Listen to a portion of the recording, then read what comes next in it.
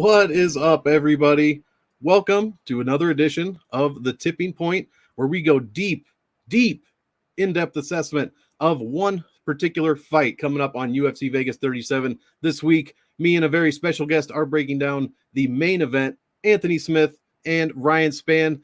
I am your host, Monk, aka the Monkmatician, and this week's going to be a fun one. We got a good fight here. I got a great special guest, and without further ado, let's go ahead and bring him on in.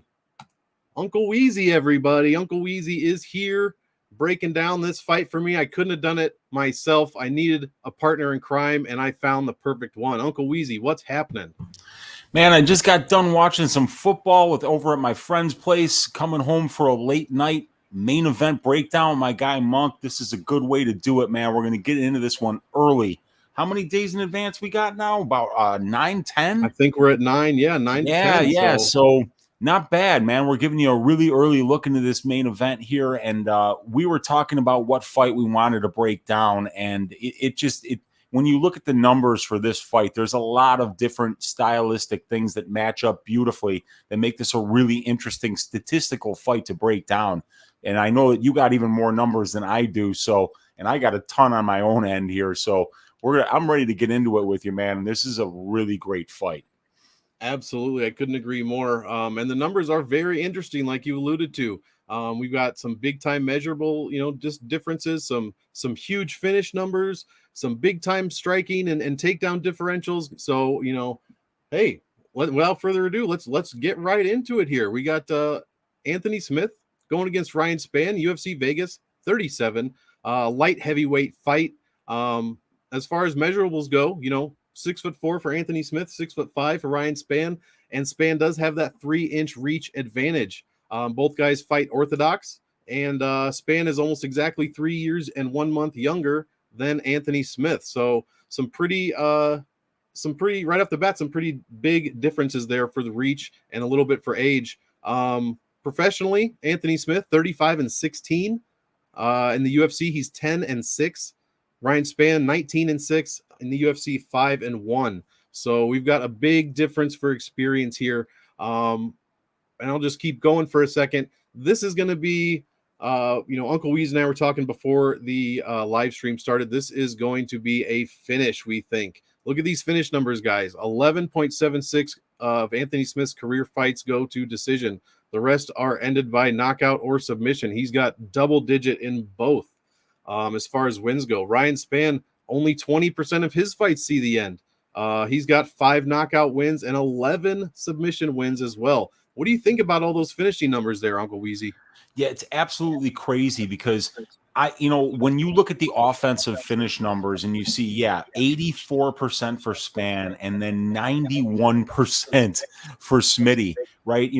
That just jumps off the page. But in my opinion, what's almost even more important on this one is what we talk about how they lose fights, Monk, because it's when they lose fights by submission or by knockout, it just makes it even more likely, in my opinion, that the fight is not going to see the scorecards, because what sometimes can happen is you can have 2 prolific finishers on the offensive end fighting each other, but if they're both incredibly tough and they're both never looking to find that door, you might think that the fight's going to finish, but it doesn't a lot of the time, because some fighters are just way harder to finish than other fighters. Yep. And that's part of just some of the things that are hard to quantify about fighting. And some of the things that are really hardest to quantify is, especially in a 5-round fight, when does somebody actually start looking for that door?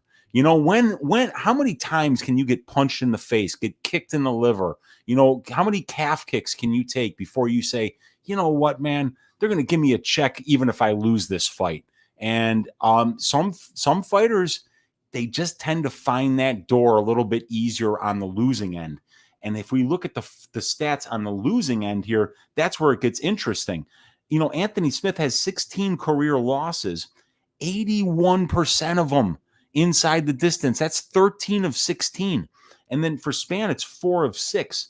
So if we add 13 and 4, we get 17 out of 22 losses. So not just 87, 88% of these guys wins on the aggregate are finishing inside the distance. It's over 80% of the losses as well. And then you throw on top of that, Monk, that this is a 5-round fight and not a 3-round fight. You gotta love the fight doesn't go to decision here. And it is open. This line is open, and it's minus 250 on FanDuel. That seems like a lot.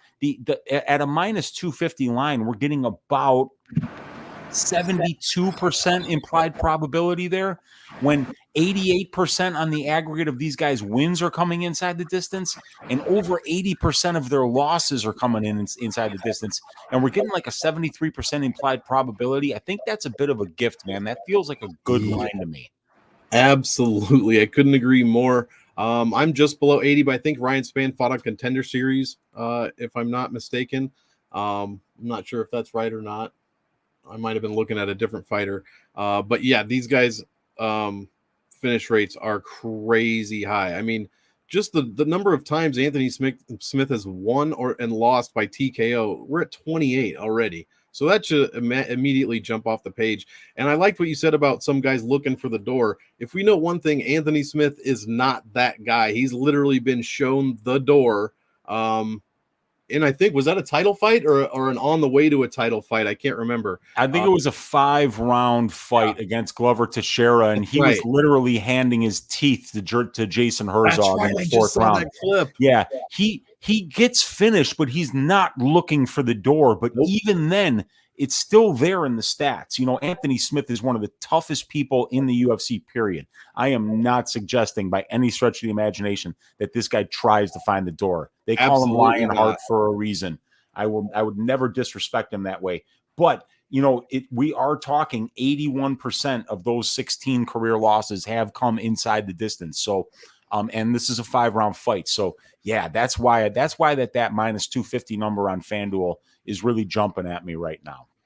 Yeah, and I'm pretty sure, you're the first person I've seen to even tell me about that. I've been looking pretty much daily for any kind of props to open up, and I've seen nothing at all on best fight odds. So I'm definitely going to be taking a look at that. Because, yeah, if you guys can jump on that at plus 250, like you said, you're getting value all the way up to what do you think at that point? All the way up to, almost up to like minus 400, because I feel like the implied probability here is about 80%. It's over 80% in the losses between the two of them, and it's almost 90% in the wins. So yeah, you could put, if you handicap that at 82, 83% probability, yeah, you're definitely getting value at minus 250. Huge almost value. a 10% edge. Yeah, I think I said plus 250. That would be crazy. I meant if it was plus 250, we'd have to end the show right now and take out a loan and put it all there. Hey, honey, can I see your card for a minute? Yeah. So, actually, real quick, I did want to shout out our guy Mark Schillenberg. I know he's on the road. I was chatting him up on Twitter earlier. So hey, Mark, what's happening, man? Drive safe. Hope you get to wherever you're going there. And safely, So glad for you to join us. Let's get into some stats here. Average fight time for Anthony Smith, just under 11 minutes, and that is with a couple of 5-rounders in there as well. Ryan Spann at just over 7 minutes. I got an ass whoop index big time negative here for Anthony Smith, a negative 6.86. Meanwhile, Ryan Spann is all the way up at a 9. And for those of you who don't know, that's kind of just a measurable that I created to, does this guy whoop ass or does he get his ass whooped? It's pretty straightforward. Power index for Smith, 0.93. So decent number there. Nothing crazy off the charts, as we're going to see with Ryan Spann, 2.67. I got that 4th in the light heavyweight division, 4th highest power index in the light heavyweight division. He has a 0 Chindex. That's the measurable that tells you if he's ever been knocked down before. Never been knocked down in the UFC. Anthony Smith with a 0.5 Chindex there. So like we said, all these numbers are adding up to be a pretty big finish. Ryan Spann, when he hits you, that's a huge power index number that he's got, Uncle Weezy. Huge. Absolutely huge. And get this, since I take the Contender Series fights into consideration, I've got him at a 3.23% because he got a knockdown in one of his 2 contenders, because there were 2 Contender Series fights. Oh, so okay. I've actually got him with, I think, 4 career knockdowns in My goodness. 155 strikes landed. And he has been knocked down once. Was it Mike Rodriguez that beat him on the Did I miss Contender one? Series? Oh, it was Contender Series. Okay. He was a yeah, because he won one and he lost one, and whoever it was he lost to was good. Oh no, it was Roberson, and Roberson hits like a truck, Yeah. and I think he got caught with an elbow when he was trying to take Roberson down, and he got knocked out. So yeah, Spann did get a knockdown in the Emiliano Sordi fight, so he's got 5 knockdowns if you include the Contender Series fights. So yeah, like exactly what you said. Not only is Smitty getting knocked down, but Spann, his knockdowns per total significant strikes landed puts him in the top 5 of the light heavyweight division, and that's a division that's known for its power strikers. So yeah, the guy can hit like a truck. Smitty's getting knocked down on 0.5% of the significant strikes he absorbs. So my stats match up perfectly with you there because we don't have any Contender Series fights for Anthony Smith. So yeah, you know, both of these guys got power though. When you got Smitty at 0.93 there, you know, that's a good number. That's a really good power number on in his own right. So not for only 16 fights, absolutely. Oh yeah, dude, that's a 16 fight sample size at the highest level, fighting the highest level middleweight and light heavyweights. He's fighting John Jones for Christ's sake. So yeah, Smitty is not to be messed with here. There's a reason he's a favorite. He's got a huge experience advantage. He's got a huge strength of schedule advantage. And he's found his way out the back end of fights where he was getting his ass whooped for the first 2 rounds. And he comes out the other side with a win sometimes. He's awfully tough to get out of there. He's dangerous on the ground. He's dangerous standing up. You know, this is a great main event. This is not a great card top to bottom, but the way it's ending with these 2 really exciting finishing fighters, this is such a great fight to break down. Oh, I completely agree. Yeah, some of these fights are like, who is going against what? Like what? I mean, half of these guys I don't even have 5, UFC fights on, you know what I mean? So this is definitely, a good main event, good way to flip that around from the rest of the card. And just to touch on finishes before we get the last thing on finishes before we get into anything else. I mean, Smith in his career, that's 4 round 1 finish wins. I mean, he's got finishes in the 2nd, 3rd, 4th rounds. He's lost by finish in the 1st, 2nd, 5th round. Ryan Spann's got a couple round 1 finishes, 2, round 1 finish loss. So it's heavy hands when it comes to this. I'm not expecting like like a Gaethje Chandler type build up to where I'm not taking a step backwards, but I think this is definitely going to be 2 power guys, more technically and tactically going at each other. Yeah, and they both just hit so hard, dude. You know, over 25 minutes, you got to believe somebody's going to land a body kick. I mean, hell, Smitty finished his last fight with a leg kick. Yeah. You know, so both of these guys, they can hurt you in so many different ways. Spann, we were talking about it before we went on the air. I was telling Monk, can you believe that Ryan Spann used to make 185 pounds, and it was just like 5 years ago. He actually weighed in several fights at 185 pounds. This guy is huge for 205. I have no idea how he makes 205. He's absolutely gigantic. That's 6'5". I mean, and he's got muscle everywhere. His fists are like canned hams. You know, I don't know how this guy ever made 185. It's crazy because he's huge for 205. So, it's really an exciting fight for a lot of reasons. Both of these guys are pretty well-rounded too, and we'll talk about these grappling stats. Absolutely. I mean, I can't even imagine 6'5", 180 pounds, or 185 pounds.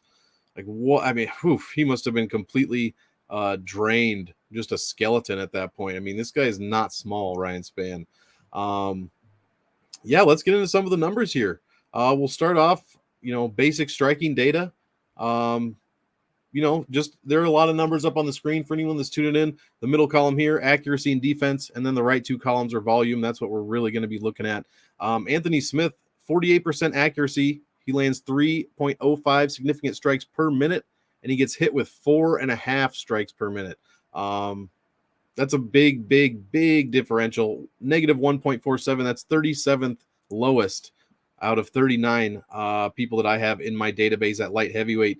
Meanwhile, on the other side, Ryan Spann, outstriking his opponents for the most part. 3.49 landed per minute at almost 45% accuracy. So a little bit less accurate than Anthony Smith, but the rest of this striking category seems to go to Ryan Spann. He only gets hit with 3.28 strikes a minute, and almost at a 49% defense. So also much better defense than Anthony Smith there. And to top it off, he's got a positive striking differential. Both guys I have them negative striking efficiency. Ryan Spann a little bit less than Anthony Smith. And the other big stat, time fought at distance, is almost identical for these two guys. 56% for Spann, 55% for Anthony Smith.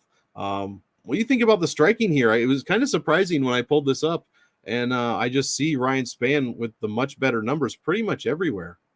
I was frankly shocked by it, but I think it's kind of like a function of the way Smith wins fights, right? He kind of is losing up until he wins, unless he gets that Devin Clark matchup where he's just because he's usually fighting such a high level of competition. When he gets that step down, that's when you can really see Smitty just go out there and take control of a fight from the beginning. But a lot of times, it's just the fact that he relies on his toughness. And he can turn things around later on when his opponent gets tired or when they get or when they make a mistake, because he's finished 8 out of his 10 UFC wins inside the distance. So that tells you this guy's a finisher. So you don't have to be winning the fight the whole time to finish it. You can just catch somebody in a triangle. You can catch somebody shooting in for a takedown with an uppercut. There's a lot of different ways to finish fights, where you're not necessarily getting the better of your opponent up until that point. So yeah, it's surprising to see, Smitty here at 3.05 significant strikes a minute landed and absorbing 4.52. On a ratio, that's terrible, man. Yeah. That's like a 2 to, that's like a 2/5, like a 40% ratio of where, you're getting hit 60% of the time. You're hitting your opponent 40% of the time.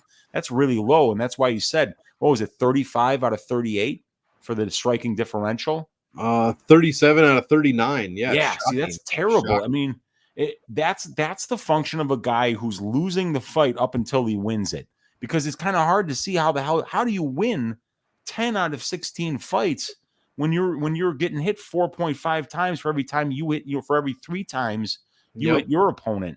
So yeah, you don't want to be doing that in this division in particular. In this division at 205, every strike matters. Every strike can end your day. Put you down, yeah. Especially with a guy like Ryan Spann, who's landing a knockdown over 3% of the time he lands a significant strike. Like if you just go on the aggregate, you say, hey, if Ryan Spann lands 35 significant strikes, the odds are that one of those is going to result in a knockdown. Yeah, that's what that statistic is telling people. And I don't think they realize that. I mean, this is a 5-round fight. He's probably going to land 66 significant strikes if it goes the distance. That probably means he's probably going to knock this guy down twice.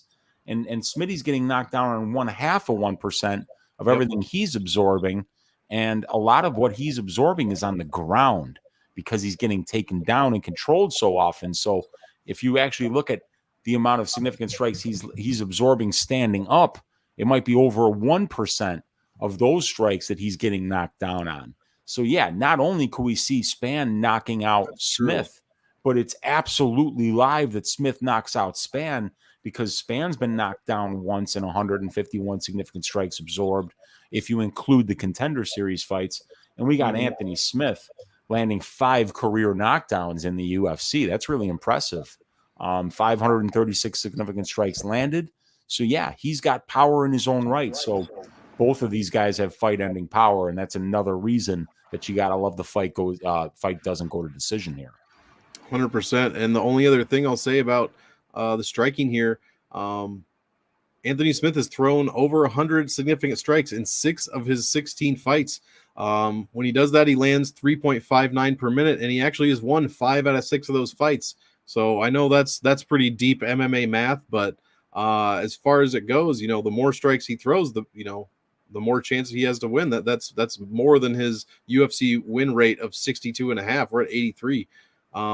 When he faces over 100 significant strikes thrown at him, which has happened 7 times, he's won 71% of those fights. So that should tell Ryan Spann that he should take this fight to the ground. You know what I'm saying? Like you said, the more Anthony Smith gets hit, and like you said, a lot of them are on the ground. Once that round gets over, if he can walk and stand, he's going to come out swinging again that next round, and it's proven to work for him as a decent strategy as far as wins go. So, and he's main eventing another UFC, which I do enjoy. I'm not going to knock my guy from Omaha whatsoever. But yeah, 5 knockdowns for Smith in his career, 4 knockdowns against, and then 4 for Ryan Spann.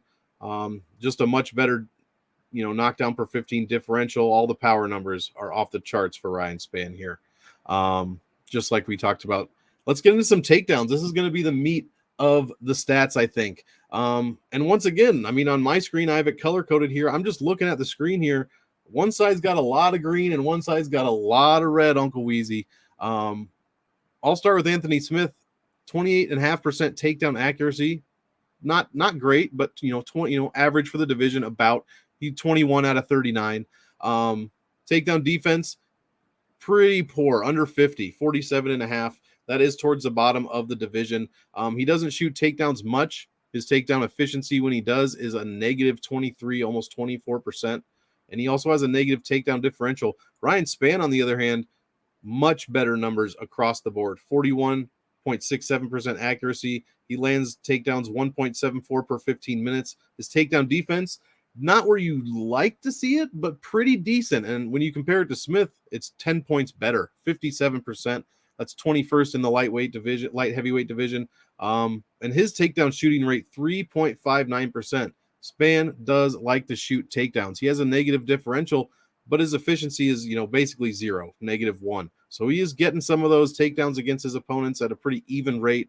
And it's really saving him in a couple of spots, like we've seen on a couple of these fights, maybe against, I don't know what he did against Sam Alvey off the top of my head, but I know that one went 3 rounds and he really was getting tired and needed to rely on a couple of takedowns, I believe, in that fight.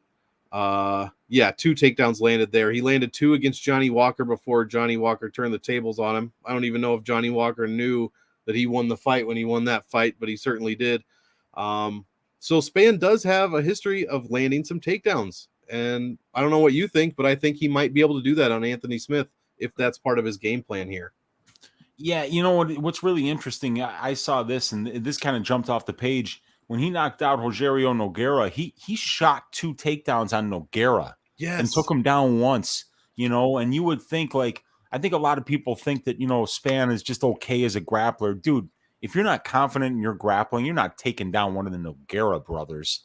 I mean, you'd much rather box either one of those guys than take him to the ground, because that's how those guys usually finish fights. I mean, I know Rogerio is a good boxer.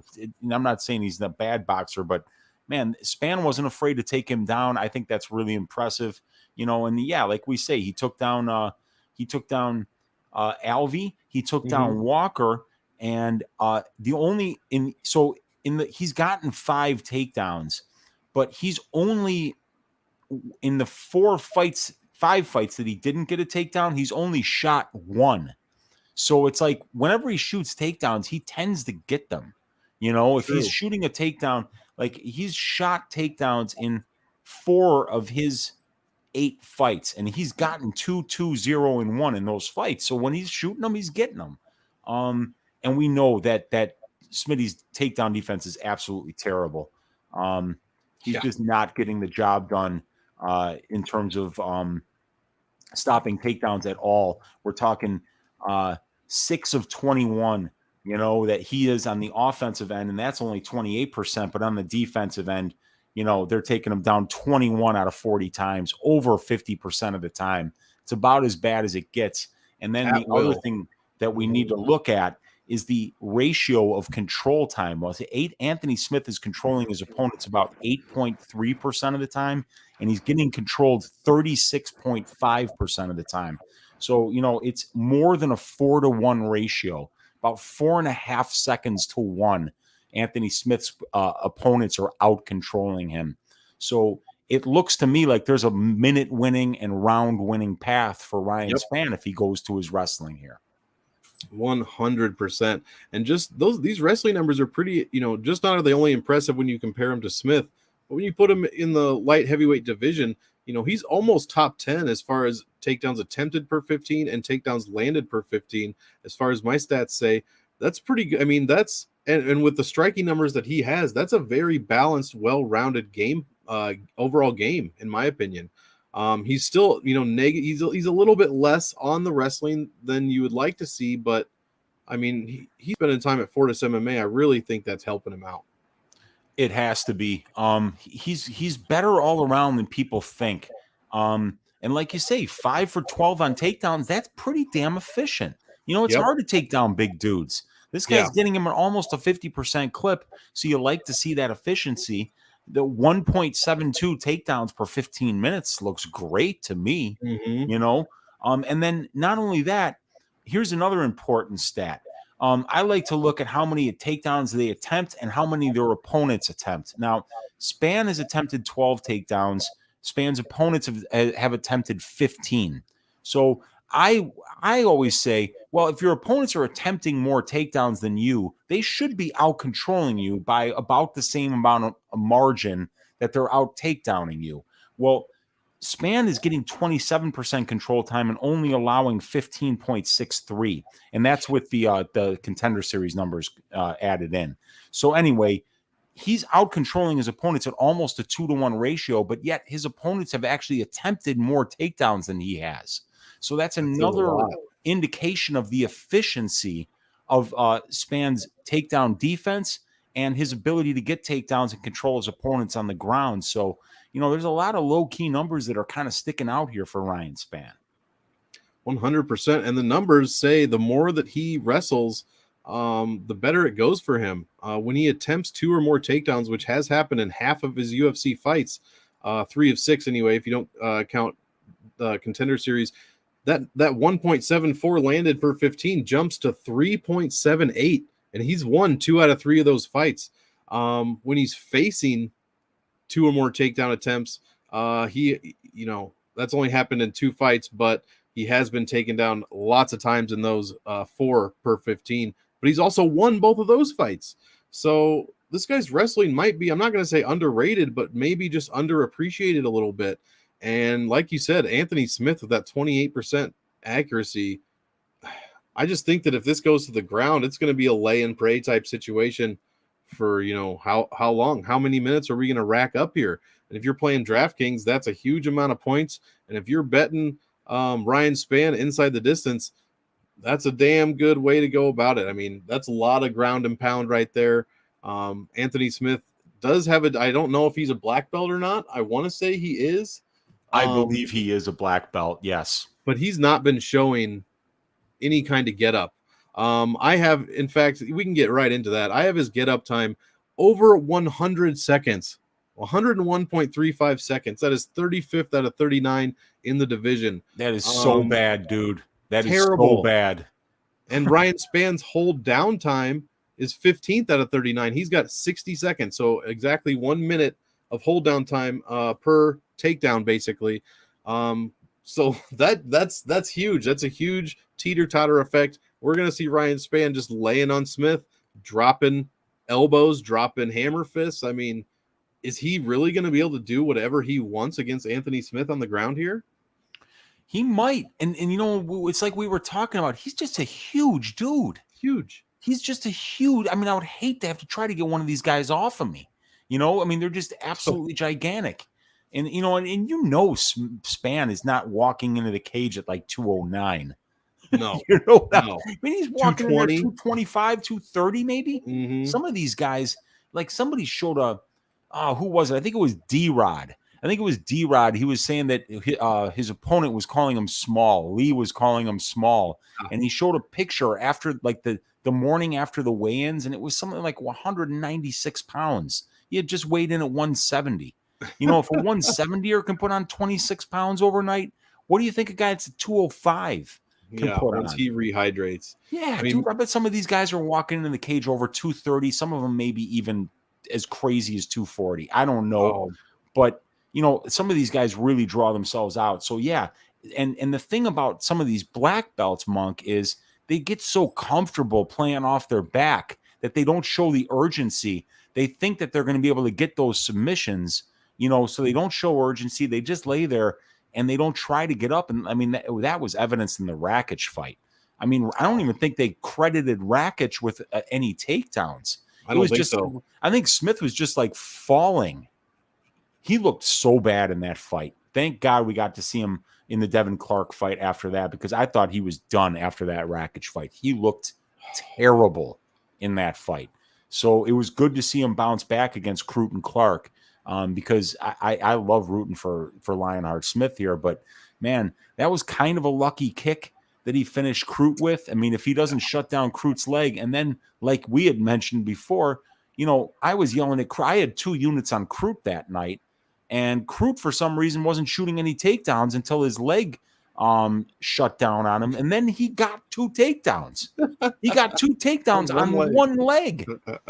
That's how bad Anthony Smith's takedown defense is. He folds like a lawn chair every time anyone even shoots in on him.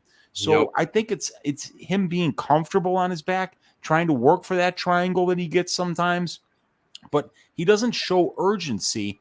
So it's hard to see him winning minutes. I mean, we can look at the striking numbers: 3.05 landed, 4.52 absorbed. You can't win minutes getting outstruck by like that. And you can't win minutes, Monk, when your opponents take you down 21-6 and out control you at a 36.5 to 8.25% ratio.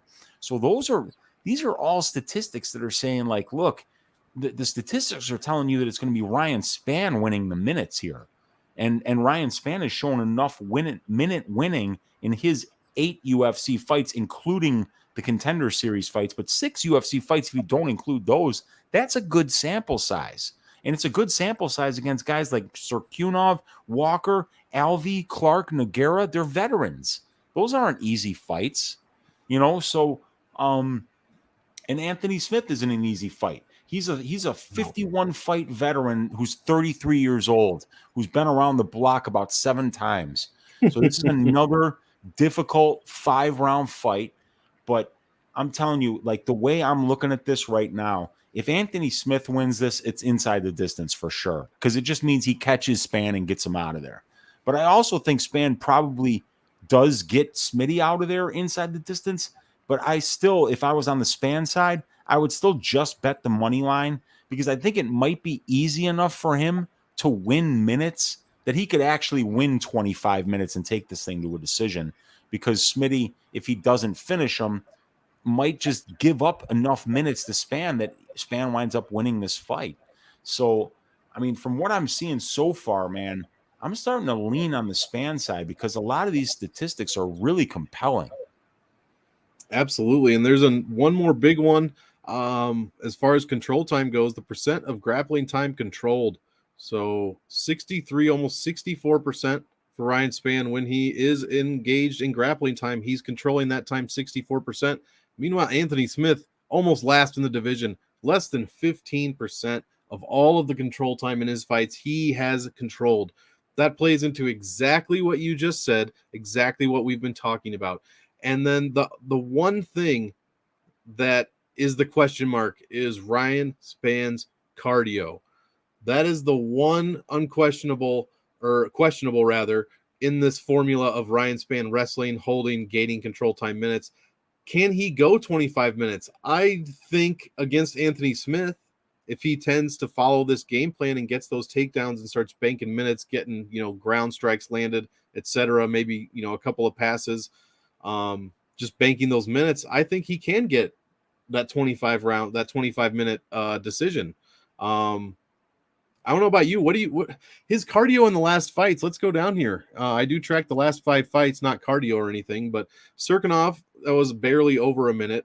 Johnny Walker, he got knocked out in that fight, and he ends up with a positive ass whoop index. That just tells you that he was working Johnny Walker over before Johnny Walker started hitting him with those downward elbows, and just finished him off. I mean, he took him down twice in less than 3 minutes. He knocked him down. He got 2 knockdowns credited in those 3 minutes.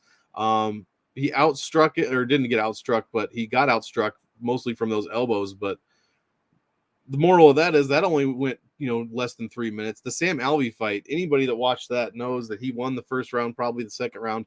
That third round was a rough one for him. Devin Clark, he subbed in the second round, looked decent, and then Nogueira in the first. So, I mean, that cardio is a question mark. I was mentioning that I liked Spann, just like you said, if Anthony Smith doesn't get this knockout, probably early in the fight, first or second round, Spann is probably going to win. And someone, people are saying, well, what about his cardio? And I'm not arguing with you there, but they can all point to that Sam Alvey fight. What do you think about his cardio? Do you think it's going to be good enough to last in this 25-minute fight compared to 15? I don't know, man. See, these big guys, it just takes it takes a different level of conditioning to move around a 230-pound body on fight day than it does a 135-pound body on fight day. For sure. So it just takes more work, more energy, more muscle movement. More the heart has to pump blood to more muscle. Everything about being a heavyweight or a light heavyweight says you're just not going to have as much conditioning as the other guys. There's some that are better conditioned than others, but it's also the explosive movements. And boy, oh boy, does Ryan Spann explode, So it's just another reason to love that fight doesn't go to decision, man. Because if Spann doesn't get him out of there, I'll bet you Smith finds a way to show him the door in the fourth, because Spann might be completely exhausted, and we know that Smitty's tough. But sometimes he's too tough for his own good. And that Glover Teixeira fight was a life-changing beating. And that, like I say, dude, if you get this guy Spann on top of you, he's just so huge. Everything he hits you with is going to hurt, and it's going to leave a mark. So it's just another reason, if you're doubting Spann's conditioning, it's just another reason to go on that fight doesn't go to decision, because somebody's going to get finished. Exactly. And the more stats we get into, the more that's really the only line I really want to play. I do have, full disclosure, I don't even know what the math is, I forget, but 0.7 something, enough to win 1 unit on Ryan Spann. I got that line at plus 140. We're kind of around there right now. I believe it was plus 144, if I recall. We were talking about before the show. I believe Anthony Smith's like a minus. I could just look. Minus 174 on average. So not a ton of line movement either way. It seems to be settled right where it is for the most part. So we are still pretty early as far as 9 days out. It looks like this line's been open for about 11 days, and it looks like Spann opened at plus 140, and he's at plus 144. So the bookies did a fantastic job of setting this line, because it's just sitting right there. And so, yeah, people are just fine with an implied probability of about 61, 62% on Anthony Smith here. And, the strength of schedule, the experience, and just, the general probably higher level of fights over a longer period of time is probably good enough to get him to that implied probability. Plus, we might even be seeing a little bit more of that plus money because of the Sam Alvey fight and how bad he looked in that at the end of the fight there, and we're getting that 25-minute fight. So I just like that plus 140, because honestly, I don't have any of the inside the distance props yet, but I do put some of those into whatever calculation I use to come up with my capping number. I have this at like a 50-50 fight right now. I can see it really, that way too. Yeah, I like the value on Ryan Spann here. I like the value on the inside the distance. There's a couple different angles here that I really do like. Yeah, and and like we were talking about, there's a lot of reasons to believe that Ryan Spann can win minutes here. I mean, if he shoots for takedowns and Smith just hasn't worked on that takedown defense at all, we're not seeing Spann get subbed a lot either. He's willing to take down one of the Nogueira brothers, so he's pretty confident in his ground game. Dude's fighting at a good camp in his own right. We got Fortis and Factory X, but going head to head here. Those are two great camps. Yep. But it's a great fight, dude. And we get into the strength of schedule stats here. If people are have been leaning Spann because of everything we've been saying, we're going to finish with the strength of schedule, and that's why you're going to understand why Smitty's a favorite here. Exactly. And as you can see, I just pulled it up on the screen here. There are some big numbers for Anthony Smith. His opponent's win percentage in his last 5, almost 80%. Strength of schedule in that last 5, 78, strength of victory 75, strength of defeat in the last 5, 83.64. So when he's lost to damn good guys. Alexander Rakic, no matter how much I want to hate on him, he seems to be a decent fighter. And then Glover Teixeira, and if you hate on Glover Teixeira, I don't know what kind of soul you even have. But yeah, so he's lost to some pretty decent guys there. That's why I like having you on as well, because I only go into the last 5 as far as these numbers go. You dive much deeper into the career as far as the UFC career goes. Ryan Spann, only 70.63% opponent's win percentage in the last 5, 71 strength of schedule, 69 strength of victory, a decent strength of defeat at 78. He did lose to Johnny Walker, who has, a decent record, and his opponents have decent records.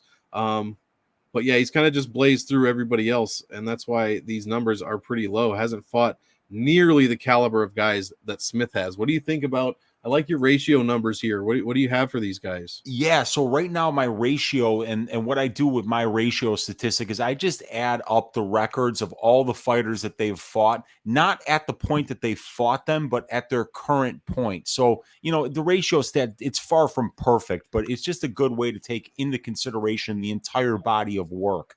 Mm-hmm. And then what I do is I strip out the fights against that opponent. So let's say an opponent is 5-2 and they beat Ryan Spann.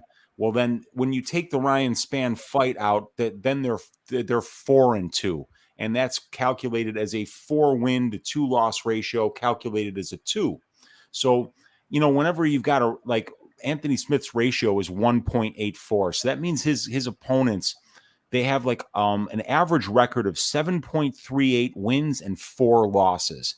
So, and that gives us, if you add the 7.38 and the 4, 11.38 total fights. So I look at the average record, the total fights, and the ratio, because we can have a ratio for a guy like, let's say, Jim Miller, right, over 33 fights. The ratio, it's you can't fight guys with ratio of a 4-1 win to loss every time. You're never going to win. So you pile up a bunch of wins and losses, and over a long enough time period, you're probably going to be around a 1.4. Because generally you're not going to be fighting too many guys with losing records, because losing record guys go out of the UFC right away. Yep. When you're around long enough, you're always fighting guys with winning records. But like some guy could come in and get 3 wins, but they don't mean anything, because they're all against guys who have never won a UFC fight. And then there are other guys who come in and they fight guys that are like 4-0 and 5-1, and you're like, oh well, they're 0-2. Well, add up the records of the guys that they're beating. It's a 9-1 win to loss ratio. Yeah. So, of course they're 0-2, Yep. So I look at the total fights and the ratio. And Smith's overall ratio is 1.84 and Spann's is 1.19. So it's significantly bigger for Smith, which means he's fighting opponents that have a greater win to loss ratio. But then you also look at total fights and you see 11.38 for Smith and 8.75 for Spann, which means that not only is Spann losing or beating lower level guys, but also guys with less UFC fights, less experience. Exactly. And then if you look at the wins, Smith's average win is over a guy that's 5.9 and 4.2 with 10.1 total fights. But Spann's wins were over guys with 5 wins and 4.33 losses. So if we actually look at who these guys are beating, it's actually similar competition. Yeah. The total fights number is similar at 10.1 to 9.33. And Smith's ratio is 1.4 to Spann's 1.15. So that's pretty close. So yeah, Smith's beating the slightly more experienced, slightly better win-loss ratio, but that one's close.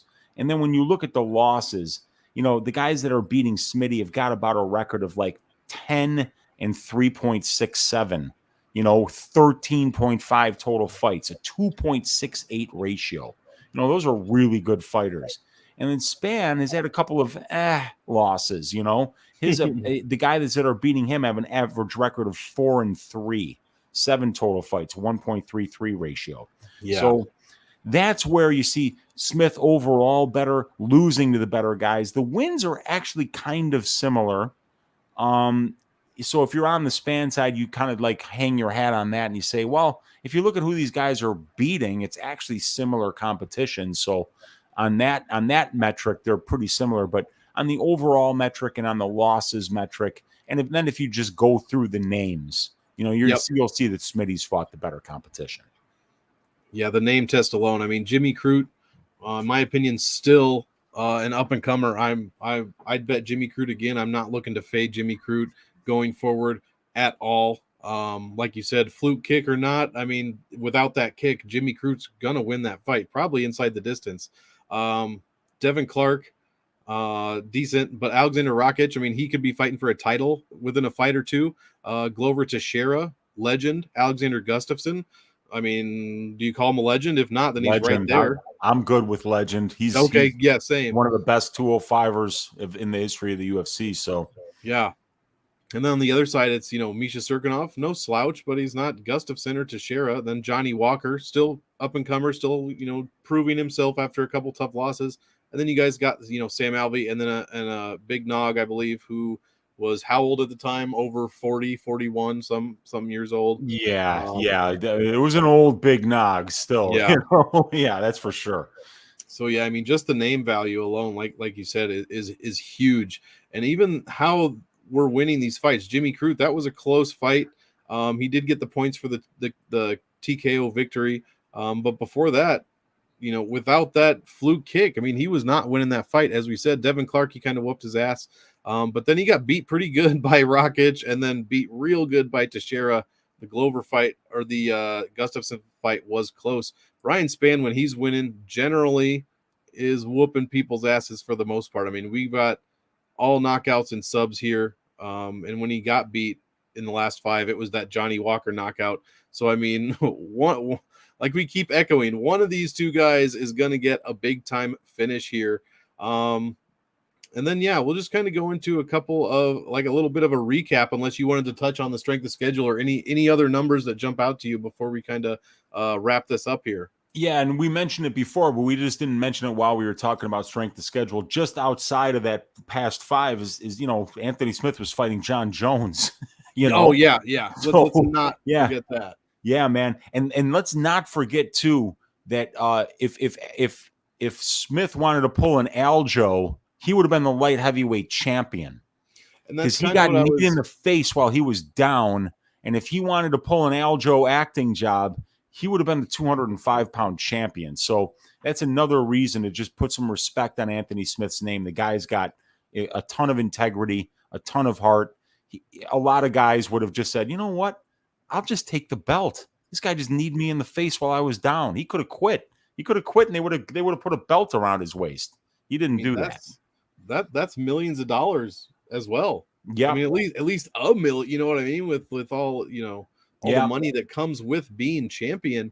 But yeah, that's kind of what I was getting at earlier when I said that they showed him the door to take the door to have the easy way out. And he looked at it and just closed it. He's like, fuck no, there's no way. He didn't even think about it. Like you said, he could have had the belt. He could have had everything that comes with it. Would he have held it for very long? Who knows? But he could have, and he didn't. So he's always going to have my respect for that reason, among many, many others. You have to talk about it. You just have to say that, because that showed so much integrity and so much heart, and really what we look for when we look for fighters that we want to bet on. We want to bet on a fighter, a guy that'll never quit. A guy that when you have your money on him, you lose your money when you bet on him because the other guy was just better that day, not because he quit, not because he slipped on a banana peel, not because he talked a bunch of shit that he couldn't back up, but because he just went in there and just wasn't the better man that day. So you can always feel safe with Anthony Smith. That guy was born to do this. 51 professional fights. This will be the 52nd for Mr. Smith at the young age of 33. He's still young for this division. So yeah, this guy's got a ton of heart, a ton of experience. He's fought a ton of names. And this is a step up for Ryan Spann. We're going to have to see how he handles it. He's not that much younger than Smith, but he is a lot bigger. 3 years younger, but that, 3-inch reach advantage. It says a 1-inch height advantage. I think it might be more than that, If Spann's 6'5", then Smith's probably 6'3". But Yeah, I don't anyway, think Smith is 6'4", but yeah, yeah, we've talked about the UFC height metrics before. that's right. So Yeah, I think Spann's going to look a lot bigger than him, dude. He's just a gigantic individual. yeah, for sure. So yeah, let's kind of wrap it up here. I've got some basic some visual recaps here. Smith is pretty much better everywhere. Or Spann is pretty much has the edge everywhere as far as these basic metrics go. Smith does have the better significant strike accuracy, as we covered, but Spann has the defense. He has the takedown accuracy. He's got the takedown defense, more time at distance, more time controlling the grappling time. I mean, he's got Smith pretty much everywhere. And that's why I keep looking at these stats like, how is this possible? But I mean, I know it's only 6 fights compared to 16 or 8 fights compared to 16, but that's a pretty decent sample size. Like you said, a lot of guys don't get to 8 fights in the UFC. You know what I mean? So I Yeah. was surprised to see Spann had those numbers there. As far as the winning percentage, the finishing goes, I mean, like we said, both of these guys, neither one has a perfect chindex or the submission. I'm calling it the shindex because I was lazy. That's when you get finished by submission. So neither one of them has a perfect one of those. Both guys have knocked people out, submitted people. They have decent win percentages, and then that strength of schedule here on the end goes to show that Smith kind of has that basically everywhere, at least the last 5 fights, and as we talked about, even deeper than that. Um, and then lastly, just the finish rates here. These are some aggregate win-loss finish rates that I've put together. Professional career and UFC career. This number right here, 88.89% of finishes or percent of wins end in finish, Yeah. and 70, almost 77, 78% of their losses end in finish in their career.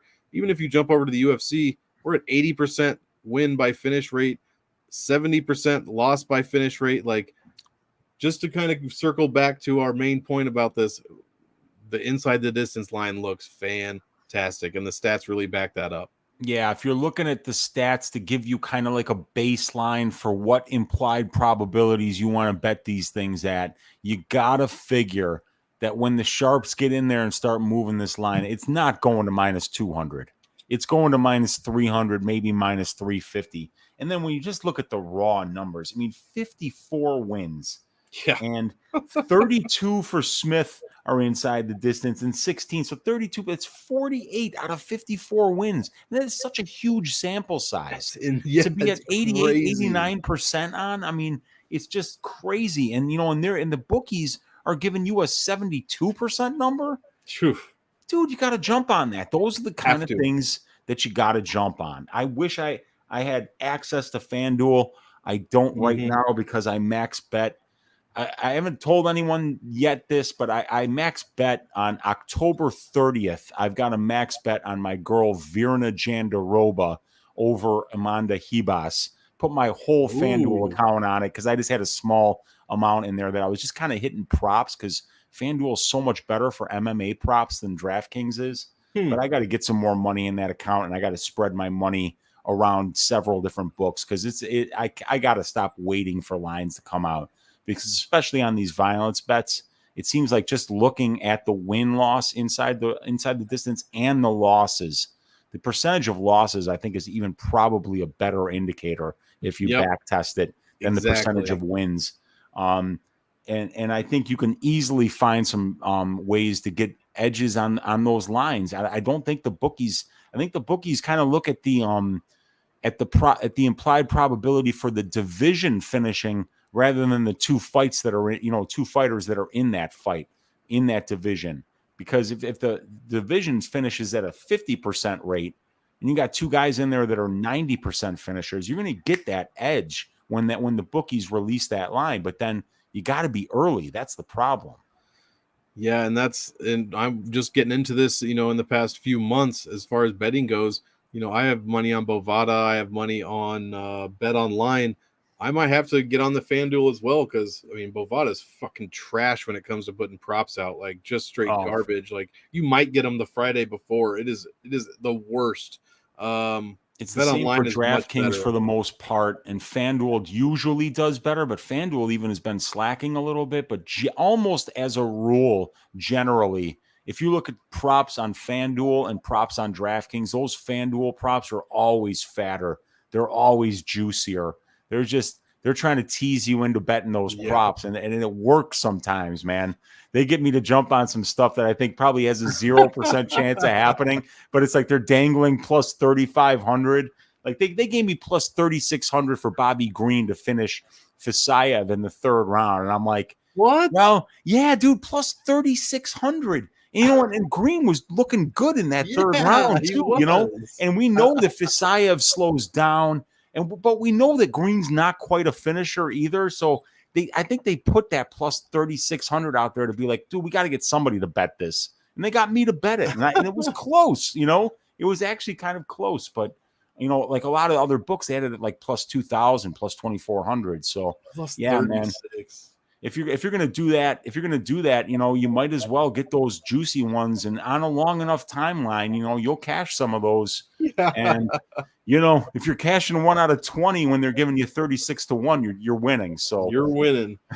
They're probably banking on you, like, oh, football's coming up. He'll just put those winnings on football lineups, and we'll take his money that way anyhow. So fucking assholes. Yeah, man, I got to stick to MMA because football's that's where the sharks are, dude. And those lines are, those bookies got so much data that you're really just kind of flipping a coin a lot of the time. So I defer to the experts when it comes to football. I love watching football. I got my fantasy football teams, but if I'm going to bet, I'm going to bet on MMA because I have all these stats.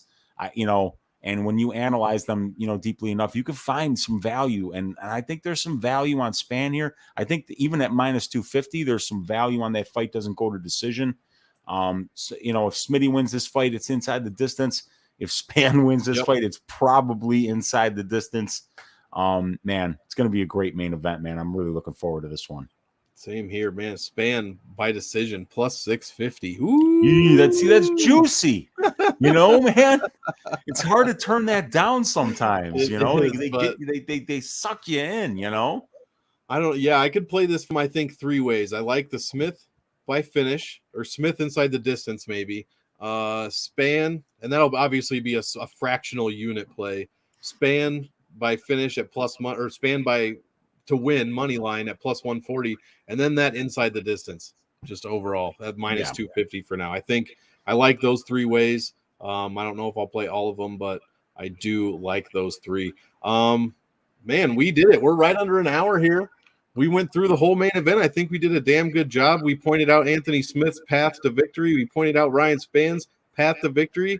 And now all we have to do is sit back and wait 9 days to see who's going to follow it. So is there anything else you want to say about this fight before I kind of wrap it up here? No, man, just I think we covered it all today. I mean, we really went balls deep into these numbers, and it's a fascinating fight, man. And I can't wait. I'm going to have some bets on this, but I'm really just looking forward to watching these two go at it because they're both studs.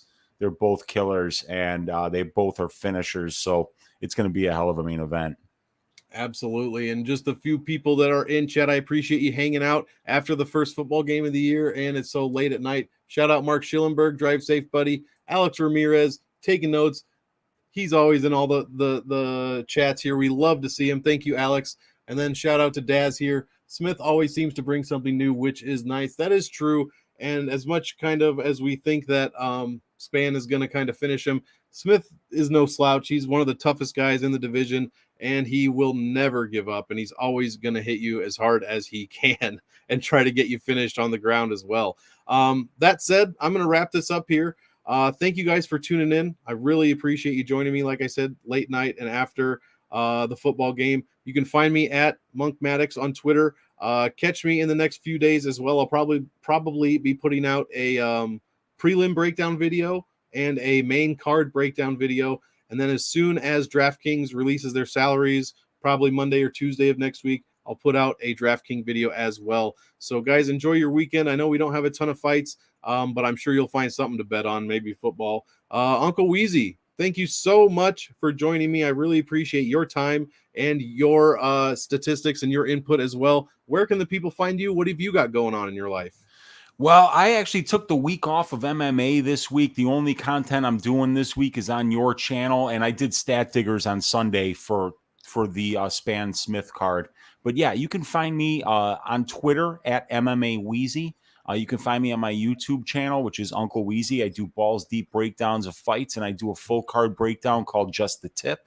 And then you can find me on Pub Sports Radio every Sunday night at 6 p.m. Central Time, or 6:15 p.m. Central Time, doing Stat Diggers with DFS by the numbers. And you can also find me on Pub Sports Radio every Tuesday night at 6 o'clock Central, doing a DraftKings show with DFS by the numbers, Luke from Sparring with Reality Betting, and I think we're going to be doing it this week with AJ MMA Betting as the third guest. So tune in for that. Monk, thanks for having me on your channel, man. I really appreciate it. It was really great sharing stats with a professional like yourself who's got even more numbers than I do, chopping up this main event. It was a lot of fun, dude. I appreciate you having me on your channel.